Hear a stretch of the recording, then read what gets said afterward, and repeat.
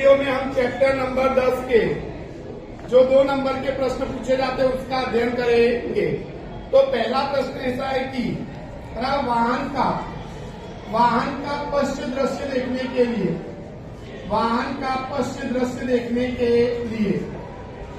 किस दर्पण का उपयोग किया जाता है।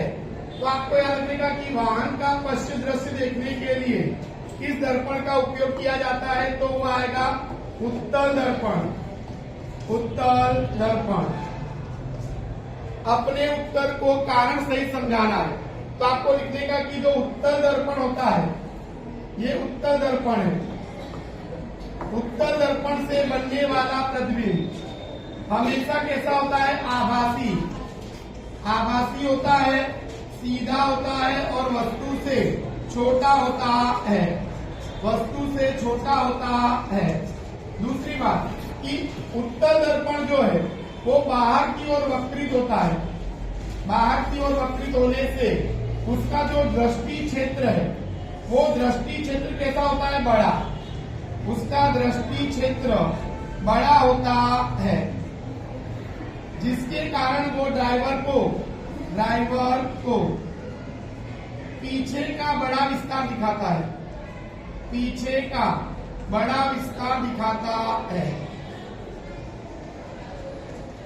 दिखाता है और उससे इसलिए ड्राइवर को वाहन चलाने में क्या होती है? सरलता रहती है।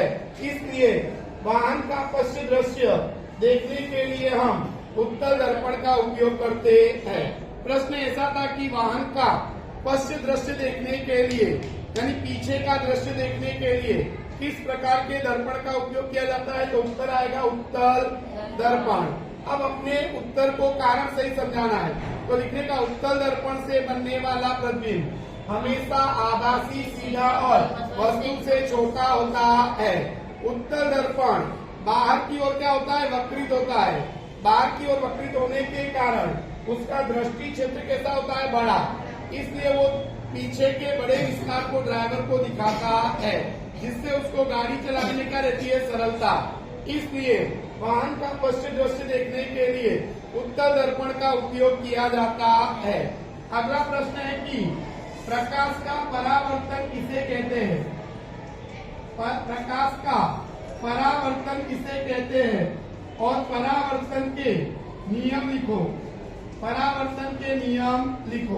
तो आपको लिखने का कि जब किसी वस्तु पर प्रकाश क्या किया जाता है? आपतित किया जाता है। जब किसी वस्तु पर प्रकाश आपतित किया जाता है तो वस्तु की सतह से प्रकाश को पीछे मोड़ने की जो घटना है, मोड़ने की घटना को प्रकाश का परावर्तन कहते हैं। तो लिखने का जब किसी वस्तु पर प्रकाश क्या किया जाता है? आपतित किया जाता है, तो वस्तु की सतह से प्रकाश को पीछे मोड़ने की जो घटना है, उस घटना को प्रकाश का परावर्तन कहते हैं। अब ये सतह पर आपात किरण है, इसे बोलते हैं आपतित किरण। और ये परावर्तन होने के बाद मिल रही है, इससे बोलते हैं परावर्तित किरण। और ये सतह पर 90 का कोण बना रहा है, इससे बोलते हैं अभिलंब। इसको बोलते हैं अभिलंब। आपतित किरण अभिलंब के साथ जो कोण बनाती है उसको बोलते हैं आपतन कोण। क्या बोलते हैं उसको? आपतन कोण। और परावर्तित किरण अभिलंब के साथ जो कोण बनाती है उसको बोलते हैं परावर्तन कोण।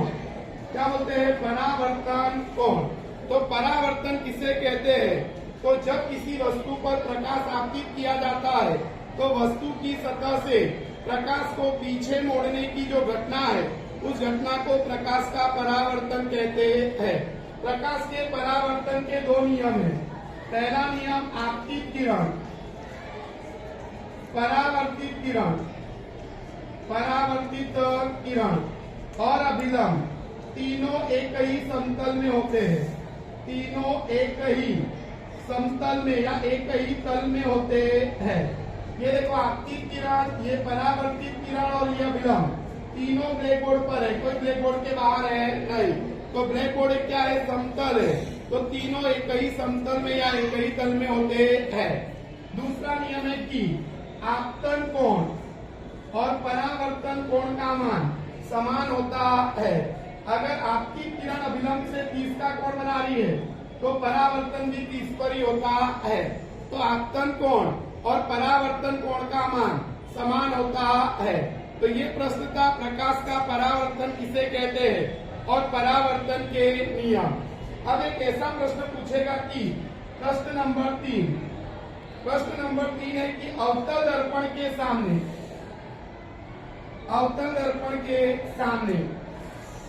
ये अवतल दर्पण है।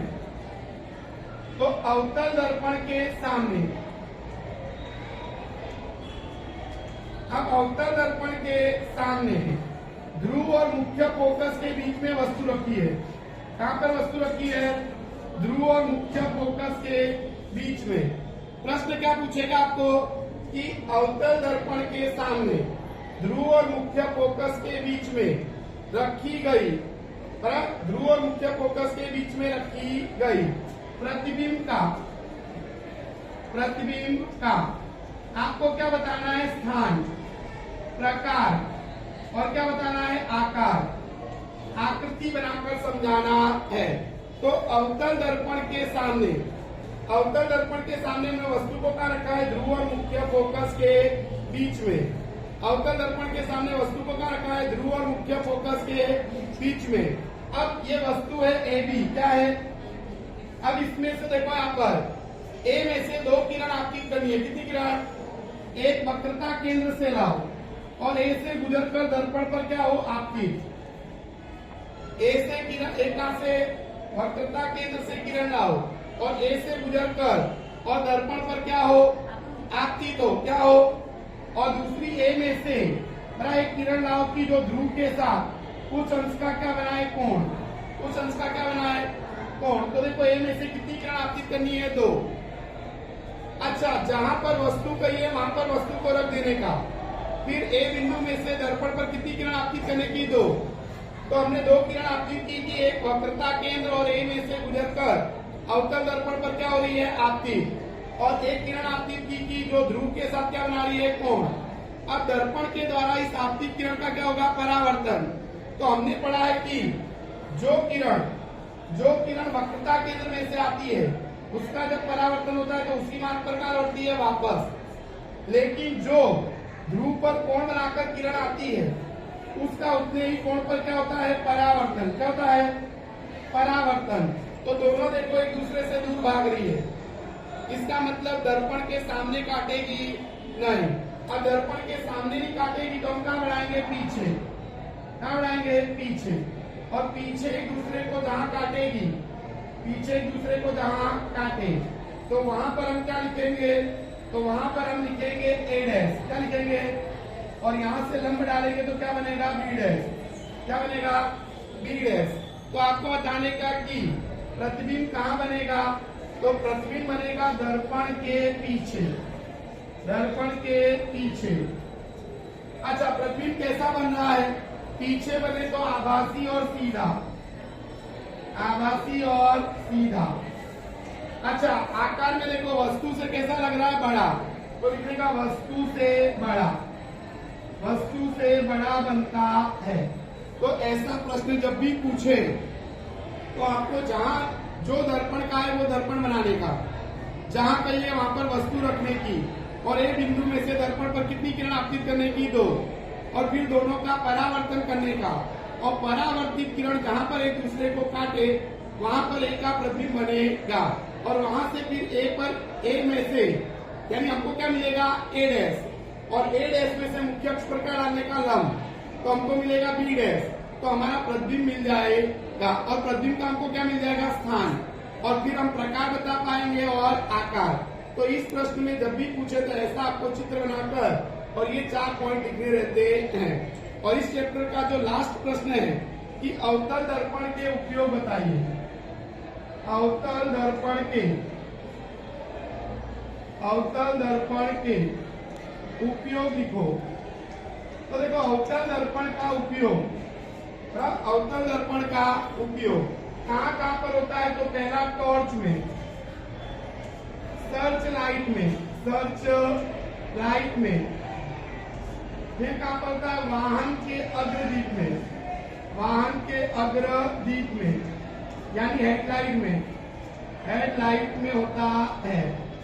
और फिर सौर्य भट्टी में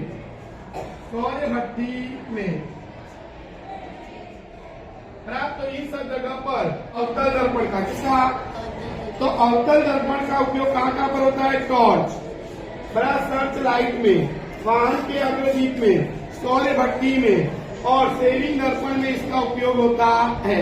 तो ये चैप्टर नंबर 10 के बोर्ड में अब तक 2 नंबर में पूछे गए IMP क्वेश्चन थे। अगर इसमें से किसी प्रश्न में आपको ना आता हो आप पूछ सकते हो कि सर ये प्रश्न मुझको नहीं आता। पहला प्रश्न क्या था वो समझ लो। वाहन का पश्चिम दृश्य देखने के लिए किस दर्पण का उपयोग होता है? उत्तल दर्पण का उपयोग होता है। कारण दीजिए। कारण कि उत्तल दर्पण से बनने वाला प्रतिबिंब आभासी, सीधा और वस्तु से छोटा होता है। दूसरी बात वो बाहर की तरफ वक्रित होता है, इसलिए उसका दृष्टि क्षेत्र कैसा होता है? बड़ा।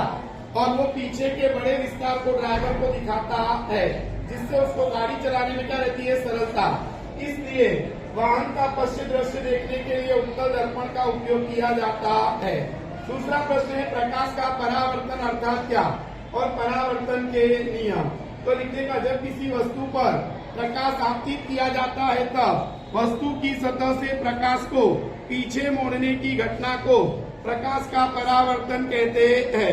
प्रकाश के परावर्तन के 2 नियम आपतित किरण, परावर्तित किरण और अभिलंब तीनों एक ही तल में यानी समतल में होते हैं। आपतन कोण और परावर्तन कोण का मान समान होता है। तीसरा प्रश्न था कि अवतल दर्पण के सामने ध्रुव और मुख्य फोकस के बीच में रखी गई वस्तु का बनने वाले प्रतिबिंब का स्थान, प्रकार और आकार आपको बताना है। तो आपको चित्र बनाने का उस पर से लिखने का कि वस्तु का स्थान ध्रुव और मुख्य फोकस के बीच, अब प्रतिबिंब का स्थान, तो प्रतिबिंब का स्थान आएगा दर्पण के पीछे। कहाँ पर आएगा? दर्पण के पीछे। अच्छा, प्रकार आएगा आभासी और सीधा और आकार आएगा वस्तु से बड़ा। अब आता है अवतल दर्पण का उपयोग। अवतल दर्पण का उपयोग कहाँ पर होता है? टॉर्च, सर्च लाइट, वाहन के अग्रदीप और सौर्य भट्टी में और सेविंग दर्पण में होता है। कहाँ पर होता है? सेविंग दर्पण में होता है।